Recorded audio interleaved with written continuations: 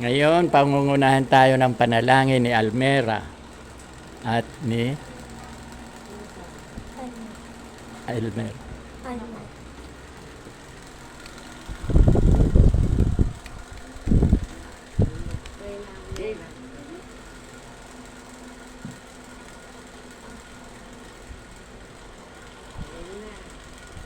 Good.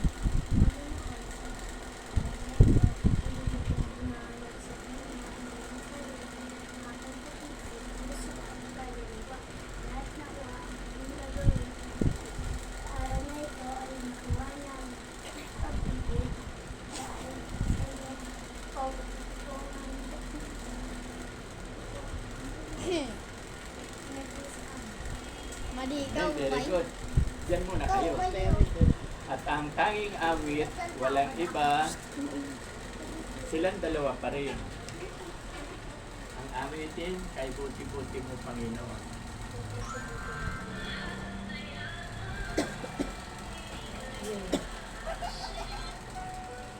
Yan. Palakpakan natin.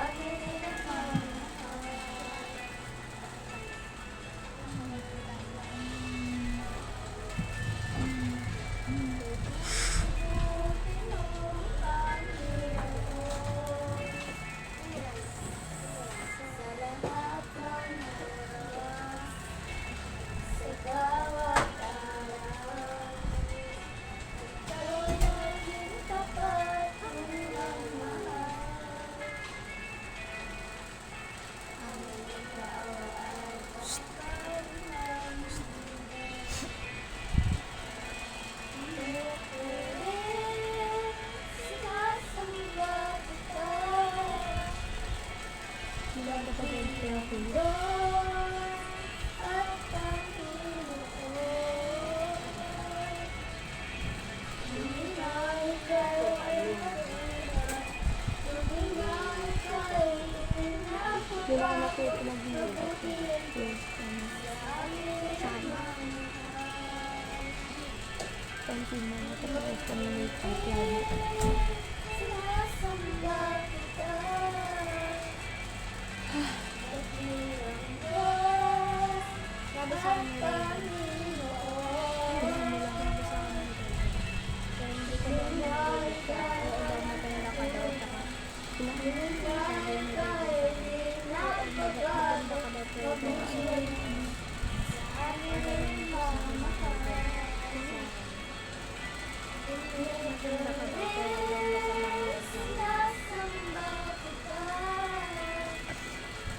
Kailan sila?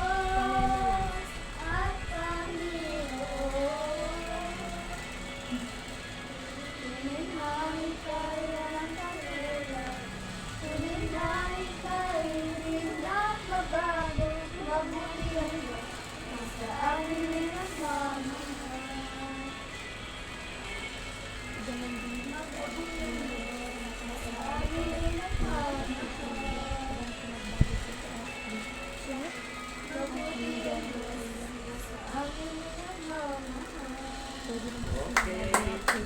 Very good. Okay. Alam niyo ba, yung ginagawa niyo na umaawit kayo para sa Panginoon.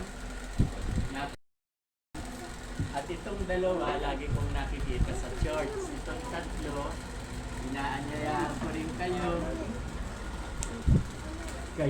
Kayong tatlo ha, magsimba rin kayo tuwing linggo. Okay. Sino ang magbabasa ng Bible? 2 Timothy chapter 3 verse 15. Basahin niyo. 2 Timothy chapter 3 verse 15.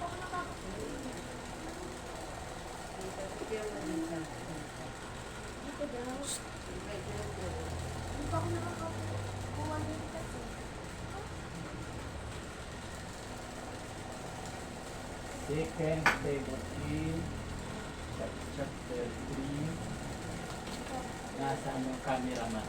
Nandito po.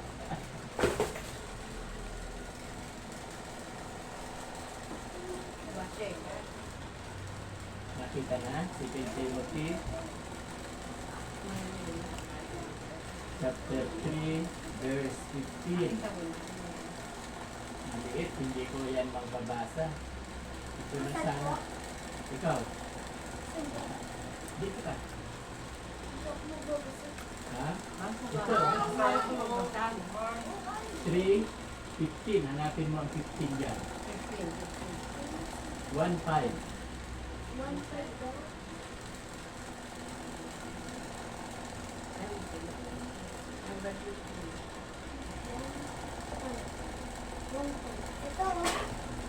Sige, pakibasa. Lakasan, lakas. 1:5.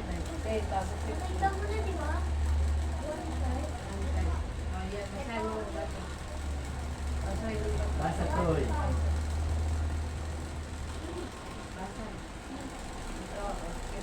Sige. Kahit nakaupo lang. Lakasan mo.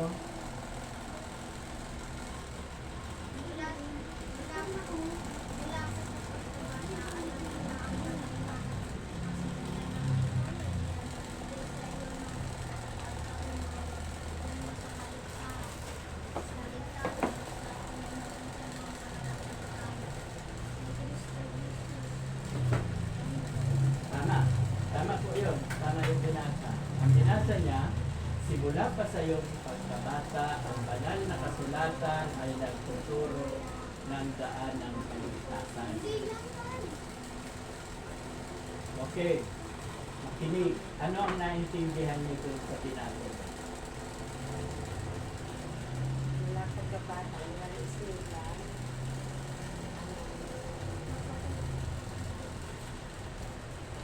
Ang sabi, ang nagsasalita niyan, si Apostol Pablo.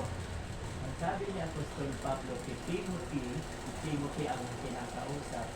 Ang sabi, simula pa sa iyong pagkabata. Eh kayo, mga bata pa, di ba? Simula pa kayo sa iyong pagkabata, ang banal na kasulatan. Alin ang banal na kasulatan? Bible. Ay, ano daw, ano ang itinuturo ng Bible? Nandun na sa binasa. Simula pa sa iyong pagkabata, ang banal na kasulatan ay nagtuturo ng ano? Nagtuturo ng daan ng kaligtasan. Ano ang naintindihan ninyo sa kaligtasan?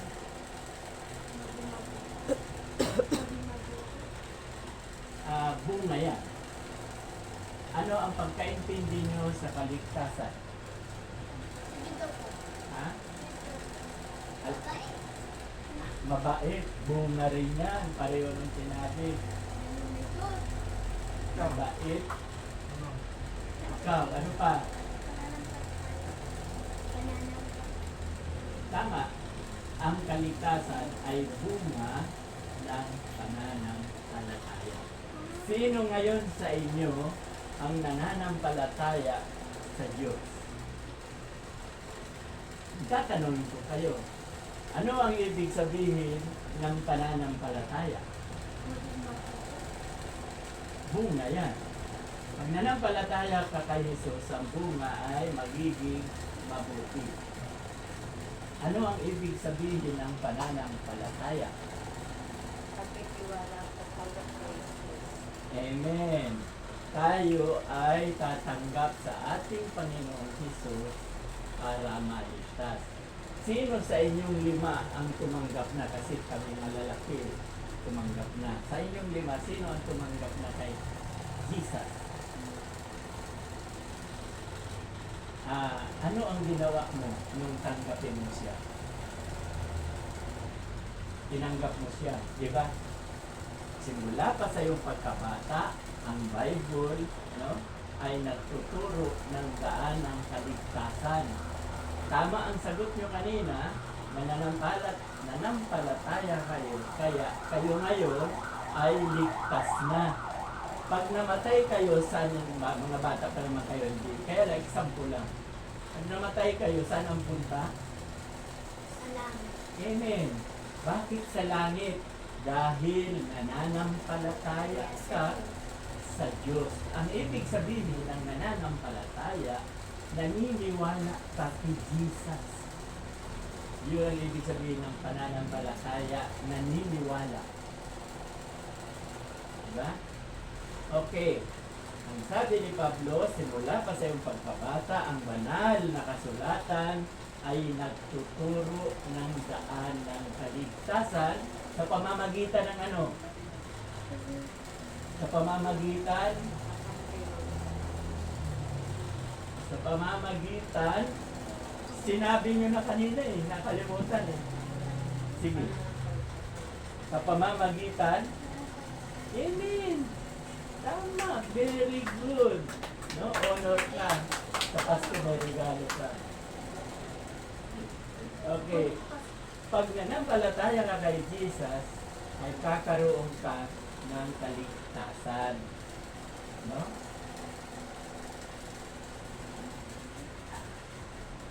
Tanong, sino sa inyong 5 ang tumanggap na kay Jesus bilang Panginoon at tagapagligtas?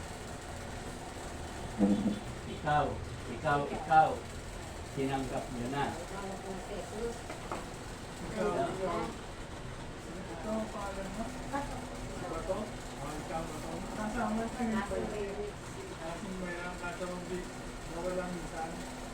Alam nyo, mayroong nagpatotoo, 9 years old pa lang, tinanggap na si Lord bilang Panginoon niya at tagapagligtas. 9 years old. So, ikaw, 7 ba? 8. Pwede na. Kailan kayo tumanggap? Kailan kayo tumanggap ni Jesus bilang Hari, bilang Panginoon, bilang Lord? Kailan kayo tumanggap? Good. Sige. Lilipat kayo doon dahil yung adult naman ang adult. Pwede rito, makinig na lang kayo. At least, alam nyo na.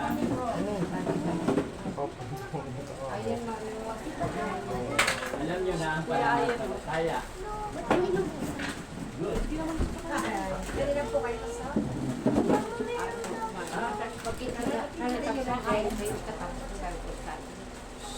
Si Oscar, wala ka si Oscar. Time ko si Oscar.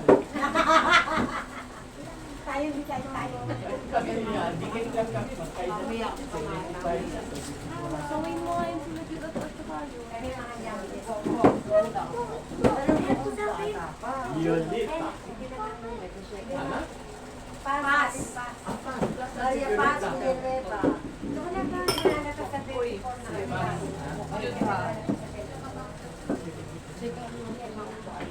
Para 65 lang. Ang mga bata.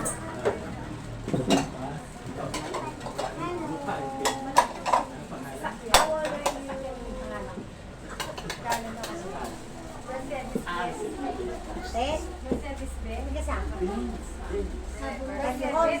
Mercedes.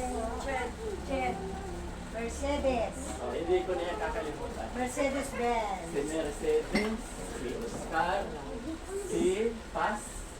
Malapit ka na maging pastor. Paz na eh. Paz. Si Ate Cora. Ito ang pinakauna kong nakilala. Si Violeta. Si Violeta. Hindi nalimutan pangalan. Sino? Nakasama na po yun sa church, di ba? Ay, oo, hindi ko napansin yun. Oh, sino ang mag-isa? Ako, nakailan punta rin siya. Kayo? Ay, very good. Ano oras po yung pastor? Ako na. Alas 4. Eksakto. In punto. Hanggang ano? Hanggang 4 to 6. Kasi, hindi kayo pwedeng umuwi. Sayang ang raffle. Pag nag-raffle, nananalo ka, nawala ka, raraffle ulit. Ang pinakamagandang regalo, cellphone.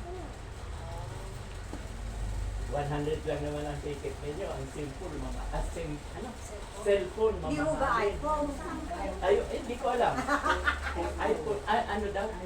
Oo, yun. Oh, iPhone? iPhone. iPhone? Kita nyo? Yan ang first Oh, prize. iPhone po ikaw. At mayroon pa. Dahil magaganda kayo, may beauty parlor na hanggang 5 to 7,000 ang gagawin sa inyo. Kung gusto nyo magpaganda, makulay, ng Saan naman buhok. parlor? Ha? Saan parlor? Sa SM. Sa, Sa SM? oh, sa SM daw. Kita mo maganda pa ang lugar. Libre. Ano pa ba yun, mga regalo? Sarap po. Yung pang-alam ko lang eh, cellphone tsaka pag-uwi sa parlor. O, dalawa pa lang, pero alam ko mayroon pa. So, talagang mapipilitan kayo na Swerte na maghantay talaga, no? ng alas 6. Hindi, Wala mga ka. pag tumagal na. Walang problema, tama yan sinabi mo. Napakabata pa kasi ng church. Napakabata. So, lahat yan. Eh, ako nga, kung hindi nabili yung kwan, yung motorcycle ko, o irarapol sana yun. Nabili na, ibinigay ko na sa church. Hindi ko kinuha ang pera. Nabili na 25,000. Mura na yun. Maganda pa, condition pa yung motor ko. Nakikita niyo naman siguro. Isa sa kaya nyo yun pa rin. Ah. Yung kotse nyo. Yung kotse, nandoon pa rin sira. Kasi, Binibenta ko na. Binibenta. Okay, so, sa kung kayo, 21, sana wag umulan. Dahil pag umulan, bumaba ang kalsada ko. ayoko. Kayo, siguro pag bumaha, anong tawag dyan? Postpone. Ihanap tayo ng araw na. Imagine, ang ticket 100 lang, di ba? Dapat kayo ito sa overboard. Dapat, maaari. Pwede naman kayo mag-ano sa barangay, mag-sulat na. Oo! Mas maganda doon. Kaya na ako lalapit para tulungan. Tama, tama yun. Di ba yung pinutuhan natin? Yung binigyan tayo ng tagwa 1,000. Okay.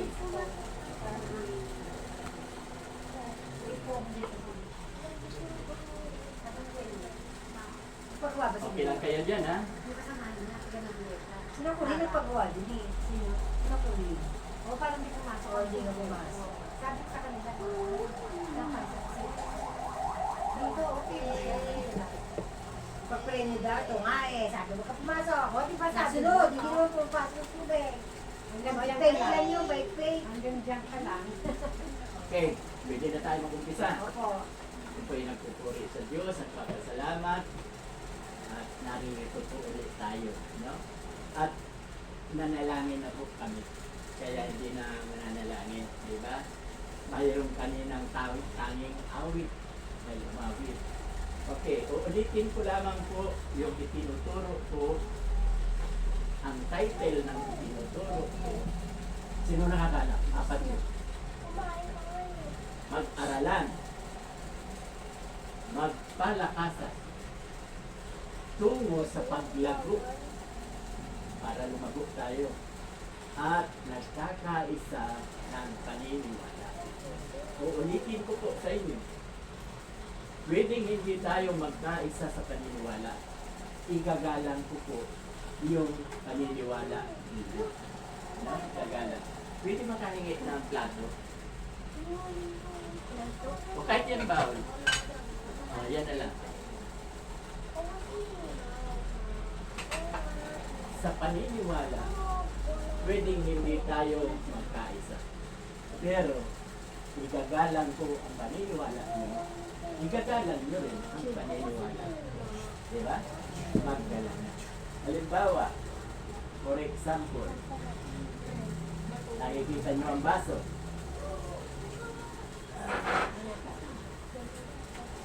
Tingnan nyo.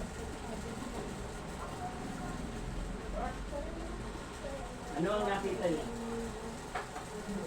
Puno. Puno. Magandang ilustrasyon ko. Halimbawa na lang, kasi tayo ay matagal na sa iglesia. Kayo po, kayo Yulita, ilang taon na sa iglesia? Yulita. Ilang taon na po? Wow! Cora?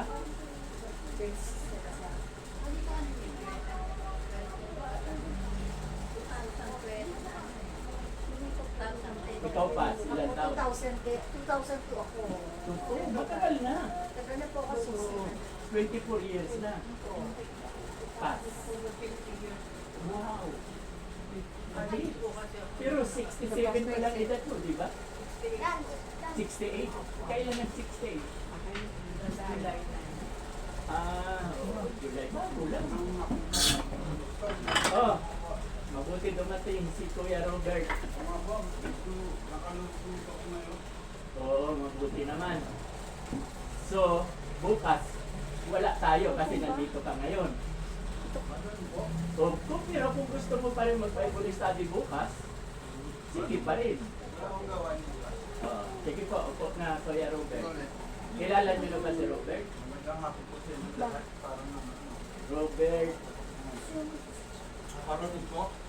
Ha? Oh, Aragon. Ang lagi kong naiisip yung artista. Arevalo. Aragon. Okay. So, kami po, dahil na-late ka, ang ating topic, ating pamaga, pag-aralan, magpalakasan, tungo sa paglagong espiritual at nagkakaisa ng paniniwala. Nabanggit ko na sa kanila na posible na hindi tayo magkaisa sa paniniwala. Dahil imagine, ilang taon na? 50? Si Oscar. Pareho. Kayo po. Mercedes. Kasi malilit tayo. Hindi tayo nagkakalayo. Ako 37. 35. Malilit tayo naman. Kaya lang na ako, hindi napatuloy. And then, tayo po kasi sa church, minsan napapalipat tayo. Totoo yan, napapalipat. Pagkatapos, yung pinanggalingan natin, hindi pareho doon sa bago natin pinipatan. Nangyayari po yan. So, ang aking habol dito, respeto, maggalangan. Hindi ko kayo pipilitin paniwalaan yung mga sinasabi ko. Dahil I am not a perfect. Diba? Wala namang perfecto. Diba? Pinaamin ko yan. Na, kasi pag perfecto ako, parang si Jesus na ako. Diba? Si Jesus, perfecto, hindi nagkakamali. Pero ang mga pastor, Aminado po ako ba? Nagkakamali. So, respeto na lang pala. Kaya, pag-aralan, sino sa inyo ang gusto magturo? Ngayon. Welcome lahat. Mag-aralan. Kung hindi ka pa ready, sa susunod. Magpalakasan. Diba? Ang ibig sabihin magpalakasan, yung kahinaan nyo, kahinaan ko, malakas si Kuya Oscar, tuturuan niya tayo, lalakas tayo. Nakukuha ba? Magpalakasan. Tungo sa paglarong spiritual. Okay, at nagkakaisa. Ito, nakita nyo puno. Kanina hindi puno. Nilagyan ko, may umapaw ba? Walang umapaw, walang tubig. Ngayon, lalagyan ko.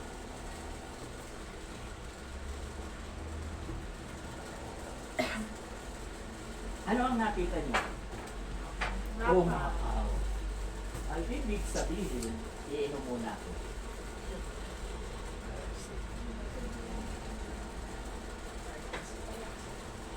Ang ibig sabihin po, yung example ko, yung ilustrasyon. Pag punong-puno na tayo ng kaalaman, anumang pakikinig mo, anumang ituro ng inyong tagapagturo, papasok ba? Hindi na. Umaapaw na. Puno na kasi. Kaya ang ilustrasyon na doon, dapat magbawas tayo ng mga nalalaman. Yung hindi gaanong importante, bawas. So, pag dinagdagan ng tubig yan, nasa kanya na yung pinag-aralan natin. Ano ko ba yung ilustrasyon? Nadagdagan yung kaalaman. Sino naman dito ang gustong madagdagan ang kaalaman? Taas ang kamay. Amen. Kasi, alam niyo kung bakit? Dahil kung ayaw niyong madagdagan, hindi na kayo a-attend dito. Common sense. A-attend ka pa ba? Hindi na eh. Puno ka na eh. Hindi mo na kailangan ng dagdag. Nakukuha. Pero, ang idagdag mo, yung na-realize mo na may punto si pastor, yung nagtuturo. May punto. Nakukuha ba natin? Kaya, napakahalaga. Ako yung nagpupuri, nagpapasalamat sa Diyos. Dahil kayo ay matatagal na sa iglesia. Kanina nga, natutuwa ko ang mga bata kasi malaking bagay ang bata. No? Kaya tinuturuan ko rin kanina. Okay, kaya napakaganda po na nag-aaral. So, pag pumasok dito, nagustuhan natin, pumasok sa tayo na, ilagay po natin sa puso. Dahil pag nasa puso, hindi na po yan makakalimutan. For example, ako, nang bago-bago pa lamang ako nakikinig sa Bible study, nang binasa ng pastor ang Revelation chapter 3 verse 20, sino nakakaalam? Pahayag chapter 3 verse 20. Sino po sa inyo nakakaalam? Okay. Nang basahin ng pastor ang talatang ito, nakundik ako. Kasi ang sabi sa Revelation chapter 3 verse 20, sabi ni Jesus, ako ay nakatayo sa harapan ng inyong pintuan at tumutok-tok. Sino man ang makarinig nito at siya'y binuksan, siya'y papasok at magkasalo na sila ni Jesus. Nang binasa ko ito, no? Ayan, yun, tama yan. Tingnan nyo. Huwag kayong basta-basta maniniwala. Mas maganda tingnan. Revelation chapter 3 verse 20. Okay. So, nang marinig ko to, na binabasa ng pastor, nilagay ko sa aking isipan, hindi pintuan ng bahay ang tinutok-tok. Ano ang tinutok-tok ni Kristo sa akin? Kaya yung puso, binuksan ko, no, para makapasok si Jesus. Kaya lang, hindi pumasok. Bakit hindi pumasok? Nabibuksan. Ibinuksan ko na. Kaya lang, hindi pumasok. Kasi mayroong 7 diablo, 7 spirit. Babaero ako, basagulero ako, diba? Lasinggero ako, palautangero ako na hindi nagbabayad. Kasi kaya nga ako nautang, wala akong pera eh. Ba't pa ako magbabayad? Ano, patigasan na lang. Barangay, binabarangay ako. Eh, wala akong pagbayad. Sinasabi ko lang ang katotohanan. Ha? Okay. Ang sabi niya, pag tinatanggap mo siya, mababasa natin sa John chapter 1 verse 12, ang sabi po doon, subalit ang lahat ng tumanggap at nananalig sa Kanya ay binibigyan niya ng karapatang maging anak ng Diyos. So, nang mabasa ko yun, tama-tama doon sa nagustuhan kong talata, tinanggap ko siya, pinapasok ko sa. Kaya lang, ang sabi naman, bago mo tanggapin si Jesus, kilalanin mo ang iyong sarili na makasalanan. Eh, makasalanan ko ako. Kinilala ko yung sarili ko na makasalanan ako. So, pagsisihan mo ang kasalanan. So, pinagsisihan ko yung kasalanan. Humingi ka ng tawad sa Diyos. Diba? 1 John 1:9, confess your sin to God, and He will forgive you. Magkumpisan ka, humingi ka ng tawad. At higit sa lahat, tinanggap ko siya bilang Lord and Savior, kaya doon na ako nabigyan ng karapatang maging anak ng Diyos. Kapag nagsisi tayo, iwanan mo na yung mga dati kong buhay. Kaya nang iniwan ko, nagsisi ako, humingi ako ng tawad, yung evil spirit na dating kontrolado ako, yung 7 kong bisyo, kontrolado ako, pinalayas ko. Kaya nang makita ni Jesus, wow, okay na, malinis na ang puso, papasok. Naniniwala ba kayo na papasok ang Diyos sa puso natin? Why? We are a temple of God. Mababasa sa 1 Corinthians chapter 3, verse 16 and 17. Ang sabi ko doon, tayo daw ay templo ng Diyos. Payag ba kayo? Kung wala na yung diablo.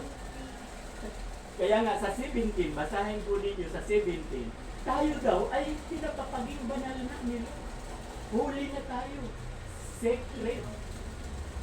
Righteous. Kaya, tayo ay templo ng Diyos, nasa puso na natin ang Diyos. Ngayon, ito ang problema. We are a temple of God. Templo tayo. 1 Corinthians chapter 3, verse 16 and 17. Ang problema, winawasak natin ang ating katawan. Sinisira. Ako. Huwag na ako magto. Sinira ako. Kaya diabetic ako hanggang ngayon.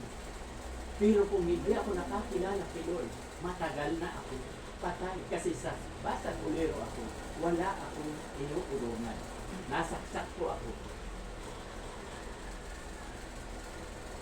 Yan. Pinalo ako ng tsapo, basag ang tayo ako. Pinalo ako ng tubo, makikita ko dito, 7 stitches. Ito ang sakit. Dahil mali ang aking paniniwala. Ano ba ang paniniwala ko noon? Yung oras mo na ay oras mo. Alam ko maraming tao na naniniwala, pero sasabihin kong takasan na mali ang salita kung oras ko na ay oras ko na. Para sa akin para sa akin. Kaya ako, noong panahon, wala akong pinakatakutan. Dahil ang naka-inject sa akin, no? Ang naka-inject sa akin, kung mamamatay na ako, kahit ka natutulog sa bahay, mamamatay ka. Natutulog ka sa bahay, bumagsak ang eroplano. Diba nangyari yan dyan? Yung building mismo, isa lang ang nakaligtas sa eroplano. kalooban na yan ng Diyos? Hindi ako naniniwala. Yung gera sa Iran, binabagsakan. May mga sanggol, bata, patay. Kalooban na ba ng Diyos yan? Basahin po ninyo sa mga ngaral, chapter 7, verse 17, and chapter 8, verse 13. Ano po ang sinasabi sa mga ngaral? Ecclesiastes 7:17. Ang sabi po, huwag ka namang magpakasama-sama at magpakamangmang. Baka hindi mo abuti ang oras na itinakda sa iyo kamatayan. Kaya kung ako hindi binago ni Lord, napakasama ko. Patay na dapat ako. Thank God. 1989. Kaya 37 na ako. 36 years na akong Kristiyano. 32 years na akong pastor. Okay. So, ang sabi, huwag kang magpakasama-sama at magpakamangmang. Dalawa. Ano bang ibig sabihin ng mangmang? Ang masama, madali natin malaman niya. Dahil akong extortionist, lasinggero ako. Umiinom ako nang wala akong gastos. Ano lang gagawin ng yung maliit kong runner? Kasi maliit, okay lang. Extortion, nangingikil. Sa school, ganun. Para may pang-inom kami. Diba? Hindi ako tatagalin ng ganun. Kayo na nga, nasabi ko na. Napalo na ako ng tubo, tsako, patay na, nasaksak. Binaril ako 3 times. Revolver. Thank God. Walang pumuto. Dahil yun na ang plano ni Lord, nagagamitin niya ako rito. So, kaya ano ang sabi sa mga ngaral? Huwag kang magpakasama-sama at magpakamangmang. Ano tong mangmang? Ano ang inaiintindihan niyo sa mangmang? Fool. Sa English, ha? Oo, tama. Pag sinabing mangmang, wala kang alam. No? Tulad, halimbawa, bigyan ko kayo ng example. Kapitbahay ko nangyari. Mga 51 years old, babae. Nagkasakit ng mayuma. Di ba sakit ng babae? Mayuma. Ngayon, dapat magpadoktor. Nagpakamangmang. Nagtitipid. Samantalang siya ay nagpapautang. Nagpapautang siya na may tubo. 20%. Napalalaman ko sa susunod 10% na lang. Gaya ang mga Bombay ngayon, 10% na din. No? Okay. So, nagtipid. Ang doktor, nagmula po yan sa Diyos. Ang manggagawa, ang mangkukulang, o yung ano tawag ka dyan? Yung, may tawag dyan yung mga, ha? O albularyo. Ibig sabihin, wala siyang lisensya. Pag hindi binibigyan ng lisensya ang albularyo. Ha? Doon siya nagpagamot dahil nagtipid. So, ang ibig kong sabihin, nagpakamangmang siya. Diba? Yan ang ibig sabihin. Yung pagkasama-sama, ako dati. Ganun. Kaya kung hindi ako hindi ako binago ni Lord, kailangan tahan. Dahil sa ugali kong masama. Siga. Okay. Nagpakamangmang dahil may doktor, na ang doktor, ang knowledge ng doktor at wisdom ng doktor, saan galing? Ang knowledge ng doktor at wisdom ng doktor, sa Diyos. Kasi ang wisdom and knowledge galing sa Diyos, ibinigay sa doktor. Pero hindi yan ibinigay na instant, pinag-aralan ng mga doktor. Pinaghirapan nila yan, nagsunog ng kilay. Maraming gumagaling sa doktor. Bagamat ang manggagamot talaga, the only one healer, only Jesus the healer. Ang gamot, ay ang doktor, instrumental lang. Okay, so, diba? Ang sabi sa Matthew chapter 22, verse 37, 38, 39, 40, at doon na lang tayo sa Mark. Pareho lang yan. Mark chapter 12, verse 30 and 31. Doon na lang tayo. Ano ang sinasabi? Love the Lord your God with all your heart, with all your soul, with all your mind, and with all your strength. Ibigin mo daw ang Diyos ng buong puso, buong kaluluwa, buong pag-iisip at buong lakas. Second is this, sabi niya, love your neighbor as yourself. There is no commandment greater than this.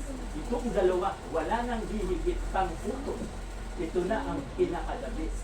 Ibigin mo ang kapwa. Ngayon, bakit ko sinabi kaninang mangmang, katulad ko, mangmang ako lagi? No? Dahil wala akong alam sa batas.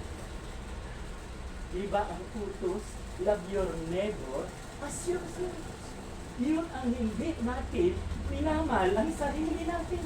Marami pong hindi nagmamahal sa sarili. Kaya mababalitaan mo na lang, diabetic siya at the age of 40, 50, wala na. Kasi ang usado sa pagkain. Yan, sa kawit mayroon akong naririnig. Babae pa. Kawit pa. Tama. Yan sa may tabon. Tabon din pala to. Babae. Bata pa nasa 50 plus. Abusado sa pagkain. Pag abusado ka sa pagkain, sinisira mo ang iyong sarili. Hindi mo mahal ang iyong sarili. Na samantalang ang utos, dalawa lang, mahalin mo ang iyong sarili. Katulad ko, hindi ko mahal noon ang aking sarili. Nakukuha ko ba natin? So, lahat ng sinasabi ko po, yan, may video. Hindi ko pa kayo, i-friend nyo ako para malaman nyo na lahat ng sinabi ko kasi hindi ako nagbabasa. Hindi ako nagbabasa. Sa tagal ko na kasi, 32 years na ako pastor. Kaya halos gifted ako ni Lord na mamemorya ang salita ng Diyos at ang pinakamaganda, yung buhay kong patotoo. Ito yung testimony ko. Yung mga sinabi ko, totoo po yun. Kaya thank God, ginagawa ko ni Lord. Kaya ang paborit sa Diyos. Diba? Ang ating, wala naman tayong topic kundi yung mag-aralan. Ayan. Inaaralan ko na kayo. Kung matatanggap nyo, salamat. Kung hindi, sabi ko kanina, pagpasok sa kanang tainga, labas sa kabila. Pag nagustuhan nyo, pasok dito sa dalawang tainga, dalhin nyo sa puso. Napakalaking bagay. Ito ang problema ng tao.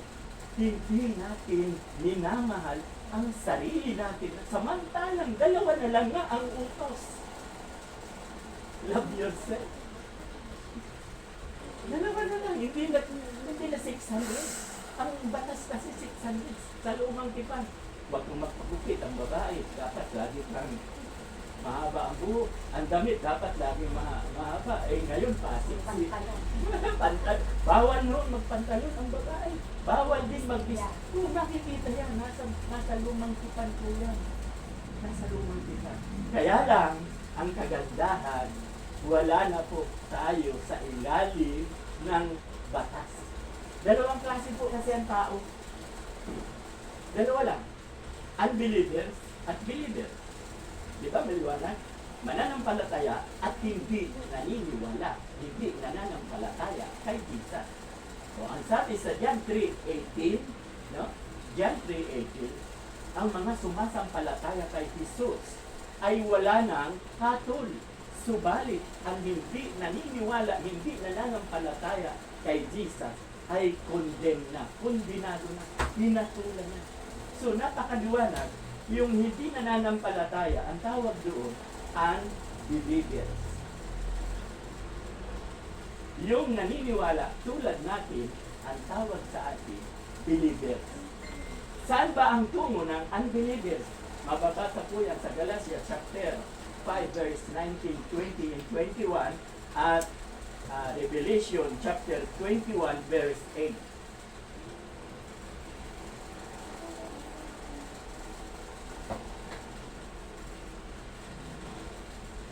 Ang sabi sa Galatia chapter 5 verse 19, 20, and 21, ang bunga ng laman, kasi pag unbelievers ka, ang bunga ng laman ay pangangalunya, no?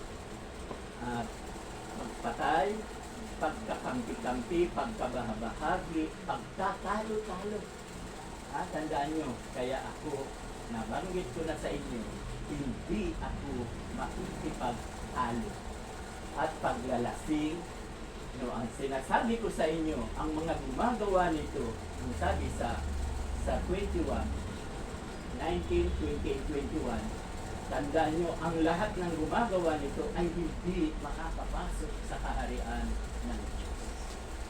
Ibig sabihin, lahat ng unbelievers na namatay sa impyerno ang tubo, sa babang pag namatay, yung unbeliever.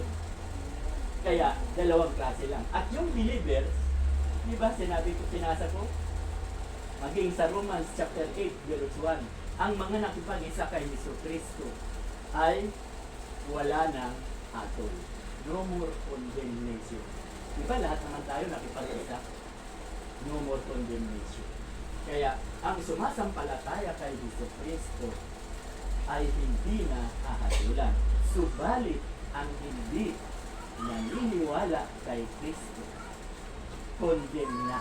Pag sinabing condemn, kondenado na. Hinatulan na. Kaya, dalawang klase lang. Una, babae at lalaki. O kaya una, lalaki at babae. Una si Adan. Pangalawa, yung unbeliever, hindi religion ha. Yung unbeliever, sana tungo, pag namatay, na hindi tumanggap, yun ang sabi. Yung pakibasa yung Revelation, maganda yung Revelation chapter 21 verse 8. Ang sabi po doon, mga duwag ang hindi nananampalataya at sila ay mamamatay tao, mga sinungaling, yun ang sinasabi doon. Tandaan nyo, sila ay mamamatay sa naglalagablab na asupre sa impyerno, asupre. At ang yun ang tinatawag na ikalawang kamatayan. Ikalawa. Bakit? Ang unang mamamatay po sa atin, physical. Pangalawa, kung unbelievers ka, hindi ka na, doon, sa impyerno. At sa langit, tayo. Kuha na yan, with assurance na po. Ako pang nagturo. Ang salvation natin with assurance. Ang Armenians kasi, salvation loss, ang paniniwala. Pero Kristiyano, nawawala ang kaligtasan na kapag gumawa ka ng kasalanan, wala ka ng kaligtasan. Ay ayaw ko nun. Magre-resign na ako sa pagpastor. Bakit pa ako magpapastor? Naturuan ko kayong lahat, na impyerno naman pala kayong lahat. Sayang lang ang pagod ko. Kaya pag ako nagturo, with assurance, sigurado. Diba? O, at yung mga mananampalataya, mababasa sa 2 Corinthians chapter 5 verse 17, ang sabi po doon, ang mga nakipag-isa kay Kristo ay isa ng bagong nilalang. Wala nang dati, siya ay bago na.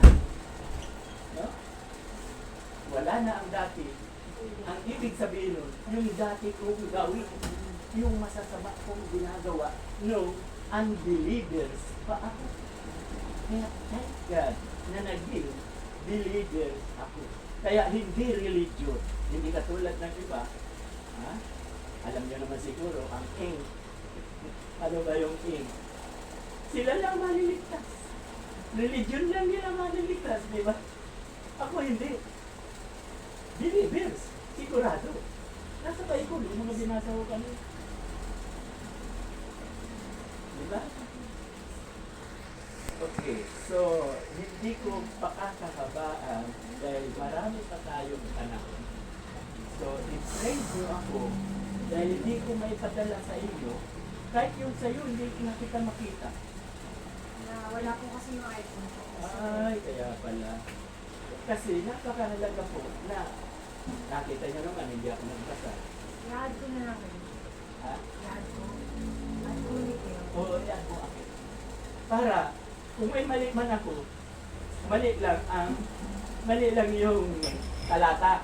Pero nasa, yung mga binasa ko, nasa Bible. Nasa Bible po. Dahil ito na, 74 years na old ako. 32 years na ako pastor. 37 na po yata ako. Kasi 1989, 1989, August 28, dito sa Yemelit, sa may, ano ba yan? Tapon. Sabon, Yemelit. Hindi sa wakas. Dito yung papuntang palengke. O papuntang palengke, kakanan kay Mercy. O, doon, kakan. Yan ang nakakilala. 1989, ang pastor yan noon, si Pastor Lapos, kung nakikilala niyo. Pastor Lapos. Okay.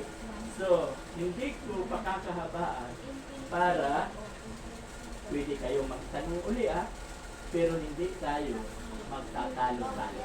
Kasi pag nagtalo-talo tayo, nasa laman pa tayo. Yan ang bunga ng laman. Kaya iyan, di ba, sino ang sumikat sa pagtatalo-talo, sa pagdebate? Di ba? Si Eli Soriano sumikat. Eh, nasa na siya ngayon? Kinuha na nila. No? So, ang pagtatalo-talo kasi, una-una, halimbawa, kami dalawa ni Robert. May alam siya, may alam din ako. Magtatalo kami. Yabang lang. Bakit sinasabing yabang? Ang gusto kong mangyari, tama ako eh. At gusto naman ni Robert, tama siya. Walang mananalo. Nakakahiya lang sa mga nakakarinig. Kaya ang pagtatalo-talo ay nasa laman. Dahil tayo ay mga Kristiyano, mababasa sa Galatia chapter 5 verse 22 and 3, ang bunga ng Espiritu, fruit of the Spirit, ang dapat makita sa akin. Una, pag-ibig. Pangalawa, kagalakan. Pangatlo, kapayapaan, kabutihan, kahinaunan, katapatan, at pangsyam, pagtitigil sa sarili. Dahil tayo ay mga Kristiyano na, yun ang dapat nakikita. At yun, pusa yun na magmamanifest sa buhay natin. Yung pag-ibig. Halimbawa, matulungin ako, pag-ibig yun eh. Bigay ako nito, bigay ako ron. Pag-ibig yan. No? Hindi na ako ang may gawa. Halimbawa, tinulungan ko kayo. Hindi na po ako ang may gawa. Sino ang may gawa? Yes. Magmamanifest sa akin yung pag-ibig sa kayong kagalakan.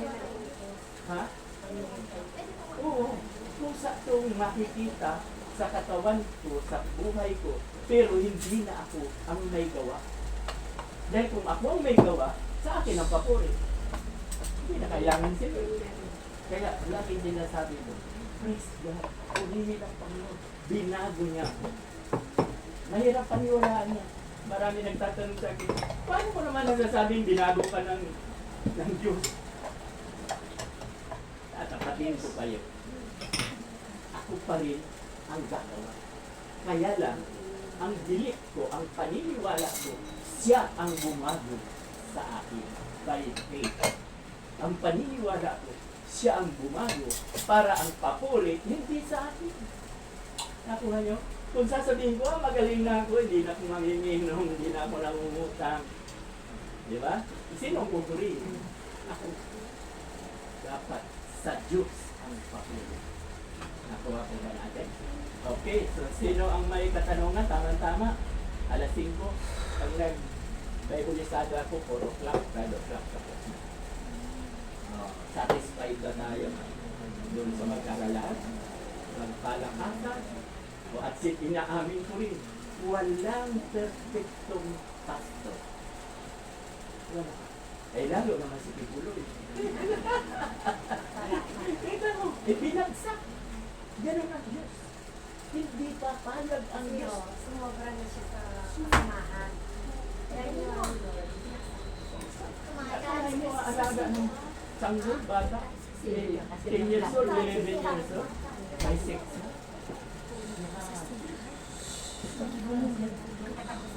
Sa totoo lang mabait sana si Pibuloy. Okay sana ang turo ni Pibuloy. Noong nakikinig ako sa kanya, ang sabi niya, kayo mga may sakit, hawakan niyo ang TV. Nasa loob yan ng TV, nagsasalita siya.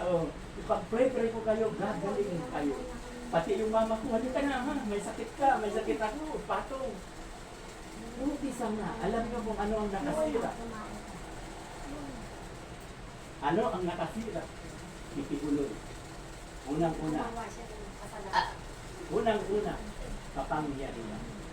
Pag may power ka na, para ka ng Diyos.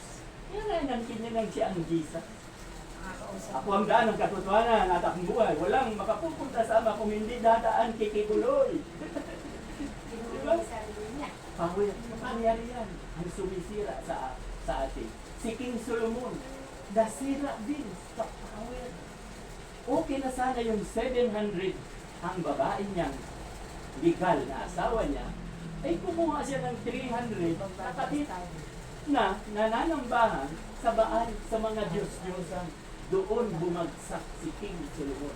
Kasi siya na ang pinakamayaman. Hanggang ngayon, walang makakatalo. Siya ang pinakamayaman. Kaya pag may pera ka, makapangyarihan ka na. Magagawa mo na ang gusto mo. Kaya bakit tayo nagkakagulo ngayon sa Pilipinas? Pinag-aagawan ang kapangyarihan. Wala kayong napupuna? Masama yan sa dinihing. Ako pumalit yan, gaganda ang kuha natin. Kaso maraming fake news. Diba? Dahil din sa kapangyarihan, kaya nasisira ang bansang Pilipinas. Damay-damay tayo. Nakukuha ba natin? So, hindi ko na nga pakakabahan. Thank God, salamat. Okay, so tayo po ay manalangin. Ama namin Diyos na makapangyarihan sa lahat, marami pong salamat at muli ay tigipon na kami sa lakong ito upang kami po ay sama-samang magpulit, sama-samang sambahin po namin sa Espiritu at katotohanan. Maraming salamat din po sa mga kapatirang ito na dumatalo katulad ni Mercedes, si Oscar, si Violeta, si Paz, at si Ate Cora. Salamat po na alam ko na ito po ay hindi aksidente. Ito po ay plano ninyo dahil maganda po yung ilustrasyon ko kanina na magbawas tayo yung sa baso ng kaalaman nang upang sa ganun madagdagan ang ating kaalaman. Dahil ang ating mithiin, layunin, matuto ang lahat ng tao. Kung ano yung natutunan ko, ibinabahagi ko. Bagamat mayroong mga hindi matanggap yung ibinabahagi ko, kayo po, ang Espiritu Santo, ang banal na Espiritu, ang siyang magpapaunawa sa mga taong nakakarinig. Dahil trabaho po ninyo, trabaho ng banal na Espiritu, na ang trabaho niya ay ipaalam na ang tinuro ni Pastor Edgar tama. Kasi ang tinuro ko ay nagmula din sa Diyos. Alam kong marami pa akong ituturo na hindi matatanggap. Pero ang Holy Spirit, trabaho niya, ipakilala kung ano ang mga kasalanan namin at ang Bible, ang salita ng Diyos, siya ang magpapaliwanag. Kaya thank you Lord. Dahil alam ko, hindi mo ako iiwan, ipababayaan mo. Kaya nananalig ako na itong mga itinuturo ko nawa ay maikalak pa sa buong tabon 1, tabon 2, tabon 3. Dahil ako'y nananalig, naniniwala na marami pa kong hindi nakakaalam ng katotohanan. Sinabi mo nga sa John chapter 8, verse 32, you will know the truth and the truth will set you free. So, ang katotohanan po ang mapapalaya sa atin. Lalo na po nung nakita ko nung July 22, Fiesta ng Awit. Nakita ko kung paano isayaw ang ributo. Kaya balang araw tatalakayin ko po dito. God is a jealous God. Ang sabi mo sa Exodus chapter 20 verse 4 and 5, ang lahat ng maniniwala sa mga Diyos-Diyosan na yan ay aking isusumpa hanggang 3rd and 4th generation. Kaya, alam ko Lord, kaya ang tabon, ang tawit, tabon 1, tabon 2, tabon 3, bagamat may ilan-ilan pang mayayaman, subalit nakita ko po dito maraming naghihirap dahil karamihan po nasa idola po. Naniniwala pa sila sa larawan, sa ribulto, dahil sabi mo nga sa John chapter 4 verse 24, God is Spirit. Ang Diyos ay Espiritu na dapat sambahin natin sa Espiritu at katotohanan. Kaya, ang Diyos po ay walang larawan, walang anyo, walang rebulto. Bakit? Kasi sa panahon ng Kastila, dahil ang mga Aita were no read, no write, kaya may dala silang mga Diyos-Diyosan. Hanggang ngayon ay tinatangkilik dahil dun sa mga Diyos-Diyosan nila. Pero ang sabi mo, sa Isaiah chapter 44 verse 19 to 17, magsama-sama man ang mga gumawa ng rebulto niyan, pati ang mga naniniwala sa rebulto niyan, ay mangmanghul at walang laban sa iyo.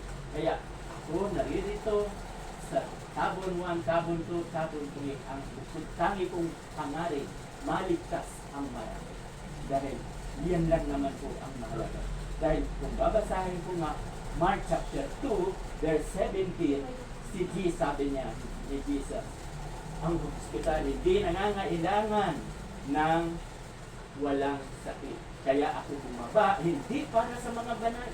Bumaba ako rito para sa mga makasalanan. Kaya ako man, yun din ang hinahanap ko, yung mga makasalanan. Dahil yung banal, yung katulad namin ng mga believers na anytime na bawian kami ng buhay, sa langit po ang turno namin, wala ka ng problema. Kaya bakit pa?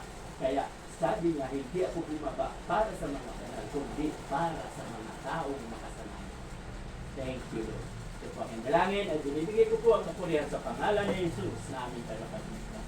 Amen at amen. Magandang hapon po.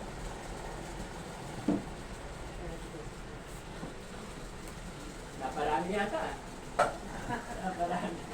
Kasi gusto ko nga, paunti-unti para ma-absorb. Yun, kita.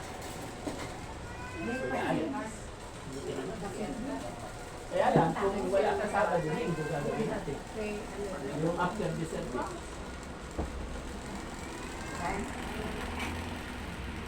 Kita nito mga classes.